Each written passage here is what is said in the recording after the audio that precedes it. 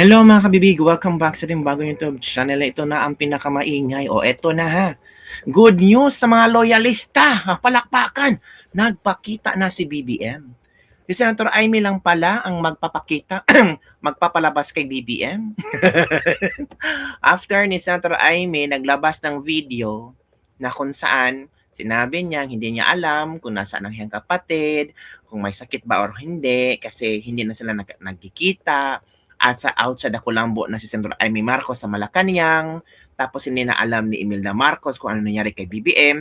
Nako, nagpakita na si BBM, nag-press con, nag-jumping jack pa, tumakbo patunging press con. So meaning, sa opinion ko lang to kabibig ba, sinampal ni BBM ang kanyang kapatid. Pinamumukha ni BBM na sinungaling ang kanyang kapatid. Pahiya tuloy si Amy, mga kabibig, sabi ng mga netizen. Talagang palaban na daw ang bagong BBM ngayon. Ooh, fierce. Si BBM yan, kabibig. Tumatakbo. Well, actually, matanda naman si BBM. Hinihingal talaga. Pero proud na proud si BBM sa kanyang ginawa. Jumping jack pa. Oo. Anong gusto nyo? Lifting weights ba? Yung mga nagsasabing may something nangyari sa akin or nagpa-hospital ako, come on, samahan nyo ako dito mag-gym. Oh, naghahamon na si BBM na mag-gym. Naku po. So, feeling ko lang kabibig ba, after nag-trending yung video ni Senator Amy Marcos, agad, naku, nagpakita si BBM. Diba? Parang pinamumukha ni BBM sa kanyang kapatid na, ikaw ang sinungaling. Wala ka. Yun lang ang aking interpretasyon kabibig ha. Yun ang aking nararamdaman na vibes. Kasi kanina sa press ko ni Claire Castro, sabi ni Claire Castro, si Amy Marcos fake news. At ano pang sabi ni Claire Castro? Huwag paniwalaan itong mga fake news peddlers. Oh. Ano pang sinabi ni Amy Marcos ha? Ni Claire Castro ha? Salot. Mga salot ang mga fake news peddlers. Oh. After that, after yung ma-press ko ni Claire Castro, later on, lumabas na si BBM. Nag-jogging, nag-jumping jack. Oh, try to connect the dots. Sino ba ang gustong siraan ni BBM? Well, sa akin naman, gusto lang talagang i-prove ni BBM na healthy siya. Gusto lang talaga i-prove ni BBM na kaya niyang pamunuan ang Pilipinas.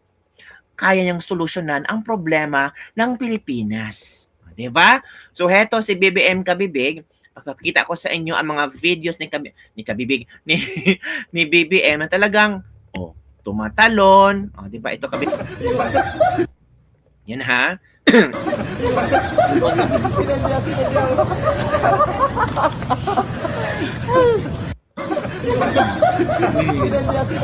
Si BBM natin, yung talon, parang bata din si BBM, no? Mga ano ni BBM. Ito. Mga pictures ni BBM, Sabi ng iba, anong drama yan? Ano namang drama yan, BBM? Hindi lang, pinapakita lang ni BBM na healthy siya. Di ba? Walang problema to. Gusto lang talaga niyang isampal, lalo na kay Amy, na, Amy, sinungaling ka, fake news ka, healthy ako. Ano bang sinabi ni Senator Amy Marcos? Wala akong alam sa kung anong nangyari kay BBM. Di ba? Wala akong impormasyon tungkol kay BBM. Di ba? Happy si BBM. Healthy na healthy si BBM dyan. Before you were very quiet. Ito, Before you were very quiet about answering your bashers and trolls, what was the breaking point? What was the tipping point? Bakit po kayo nag-decide to attack it otherwise today? Because Number question na. people to worry. I don't want people to think that really that there's a problem. Because sa dami ng problema natin na hinaharap because of the war in the Middle East, sa dami ng hinaharap natin problema, an additional problem. Yun. Nag-worry na pala si BBM. Ayaw niyang mag-worry ang mga tao. Eto ha. Gusto nyo mag-jumping jack sa Naglakad lang ang ulo. Naglakad lang. Galing pa. Naglakad ka lang, sir? Nag-VMS kayo, sir? Can you tell everyone na maganda na ano po, ano? Ayan o, this is, hindi it's a tape. It is, I am carrying my statement for this afternoon, which is what I'm going to make. It is April 14. We're going to talk. Hindi April 14 po ngayon. April 13 po ngayon. Bongbong Marcos, ating presidente. April 13, bukas po April 14. So baka advance lang ka, Bibig. Baka prepared speech ni BBM for April 14. So, kailangan na niyang lumabas ngayon kasi nag-trending ang video ni Senator Amy Marcos. So, April 13 na siya lumabas. Wala nang makapag-awat sa kanya. Kailangan ko nang lumabas kasi nag-trending si Amy. Ano pa kaya ang mga sabihin ng tao? So, kaya, sabi niya, April 14 instead of April 13. So, hindi na-correct si BBM. Hindi na napagsabihan si BBM na Pangulong Bongbong Marcos, 13 pa po ngayon, bukas pa po ang 14. Pero, ganun pa rin, same lang talaga ang message na gusto niya ipaabot. About the extra stats. So, this is being done today. And I challenge anyone who are saying that I am sick, that they come and exercise with me. We will see who is stronger. You come to the gym with me. Tingnan natin kung sino mas malakas magbuhat. Uy, nahamon, Wait. BBM. Ngayon, tiniyak ko na makita ninyo na hindi totoo yung mga sinasabi nila. Nakasinungalingan yan. Kaya mula ngayon, yung mga taong yan na nagsabi sa inyo na may sakit ako, na baldado na ako, alam ninyo, puro sinungaling yung mga yan. Kaya lahat ng sasabihin ng mga yan, kasinungalingan. Kaya huwag nyo nang paniwalaan kung sino man yung mga yun. Now you know who the liars are and who is telling the truth. And once again, I think it's very, very easy and very clear that I'm in very, very good health. I just had everything. My numbers are. I just had my regular blood test kasi nagpapaalam yung vitamins and everything, and I'm fine. I'm Very really good. quite Very fine. good. Last time that I went to the hospital was to have my CAT scan to show na yung diverticulitis ko gumaling na. So that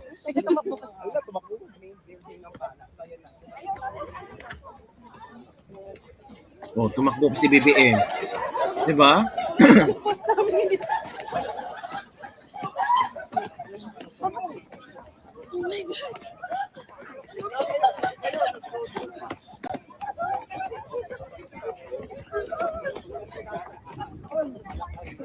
Yan ha. Kitang-kita yung si BBM tumatakbo ha. Getting stronger. Diba? Ma? Ang lakas ni BBM. Come exercise with me. Healthy si BBM. Yan mga kabibig.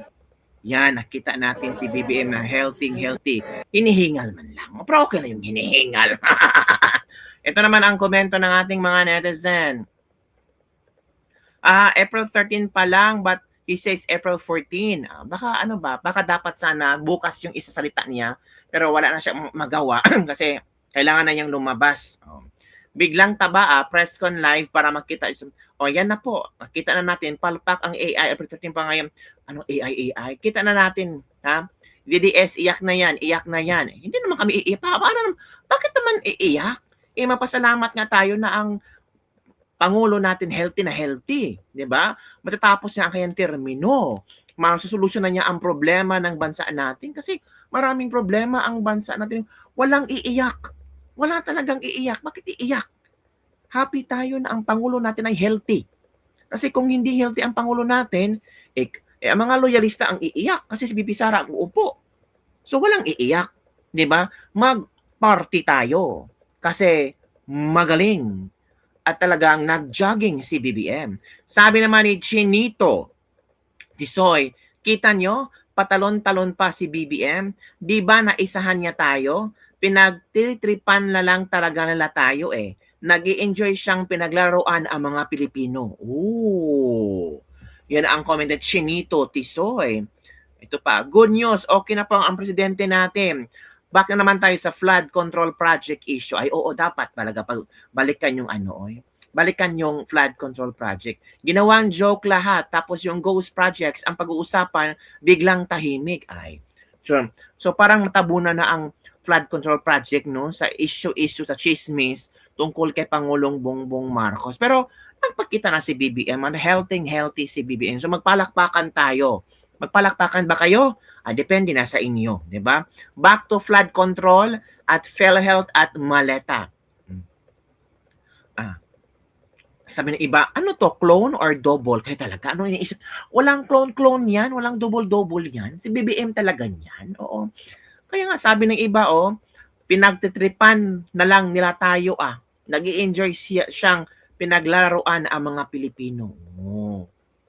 Kaya nga maraming kumagat sa palabas niya dahil alam naman natin na hari ng budol yan. Ayaan na lang natin na may araw din yan kaya maglaro pa. Kaya tuloy ang flood control ang tunay na issue at krisis ng langis. Ang susunod na issue, ang impeachment ni Sara, pang palit sa flood control project stories. Dapat talaga merong another issue. Di ba, kabibig? Hoy, grabe si BBM, no? Ang lakas-lakas. Kumusta man ang diverticulitis ni BBM? Ito ang latest news, kabibig. Wala nang diverticulitis si BBM. Good news pa rin, kabibig. Ito na.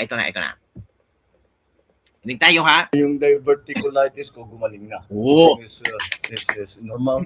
Palakpakan ang mga I'm happy to say that I'm healthy. Oh. To have my CAT scan to show na yung diverticulitis ko gumaling na.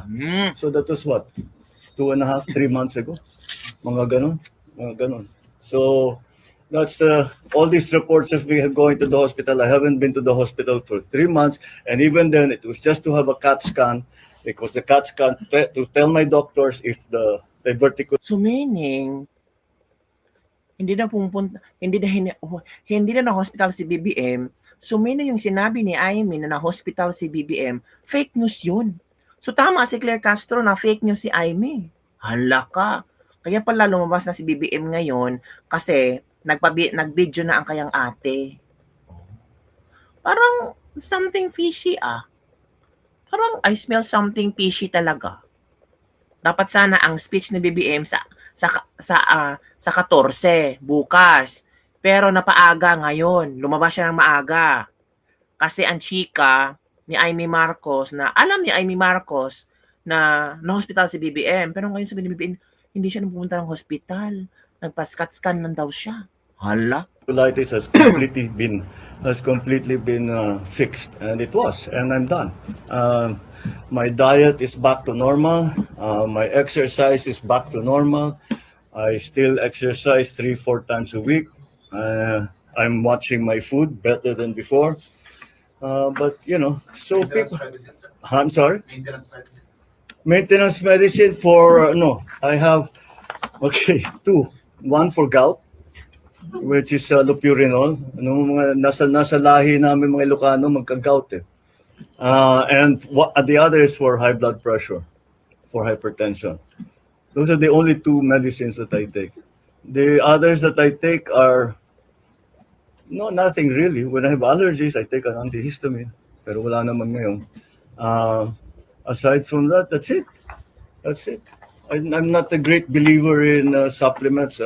If you eat well and you exercise regularly and you get regular sleep, yun lang medyo kulang ako yung tulog. But otherwise, everything is normal.